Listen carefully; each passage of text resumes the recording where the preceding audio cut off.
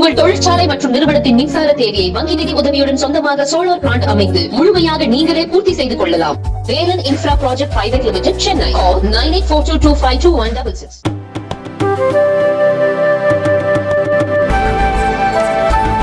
தேனி மாவட்டம் தேவதானப்பட்டி அருகே திமுக பேரூராட்சி மன்ற துணைத் தலைவர் மீது SC/ST வன்கொடுமை தடுப்புச் சட்டத்தின் கீழ் வழக்கு பதிவு செய்யப்பட்டுள்ளது.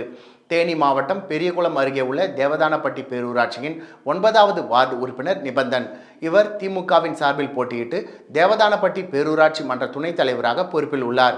இவரது வார்டில் துப்புரவு பணியாளர்கள் குடியிருப்பதற்காக பேரூராட்சி சார்பில் குடியிருப்பு கட்டி கொடுக்கப்பட்டுள்ளது. அப்பகுதியில் சாலை பணிகள் நடைபெற்ற பொழுது குடிநீர் குழாய் இணைப்புகள் துண்டிக்கப்பட்டதாக கூறப்படுகிறது.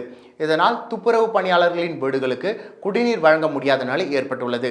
இதையடுத்து துப்புரவு பணியாளர்கள் குடிநீர் இணைப்பை சரி செய்து தரக்கோரி தேவதானப்பட்டி பேரூராட்சி அலுவலகத்தில் மனு கொடுக்க சென்றுள்ளனர். அப்பொழுது தேவதானப்பட்டி பேரூராட்சி மன்றத்தின் துணைத் தலைவராக உள்ள நிபந்தன் மாவட்ட ஆட்சியர், முதல்வர் என்று யாரை வேண்டுமானாலும் பார்த்து புகார் அளிக்குமாறும் துப்புரவு பணியாளர்கள் அனைவருக்கும் வீட்டை காலி செய்யுமாறும் நோட்டீஸ் அனுப்புவேன் என்றும் மிரட்டியதாக கூறப்படுகிறது. மேலும் தங்களது ஜாதி பெயரை கூறி நிபந்தன் ஒருமையில் திட்டியதாகவும் அவர்கள் தெரிவித்தனர்.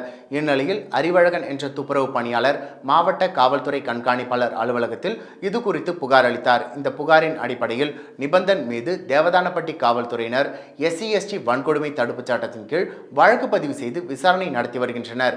நிபந்தன் மீது வழக்கு பதிவு செய்தால் மட்டும் போதாது, அவரை உடனடியாக கைது செய்ய வேண்டும் என பாதிக்கப்பட்ட துப்புரவு பணியாளர்கள் வேண்டுகோள் விடுத்துள்ளனர்.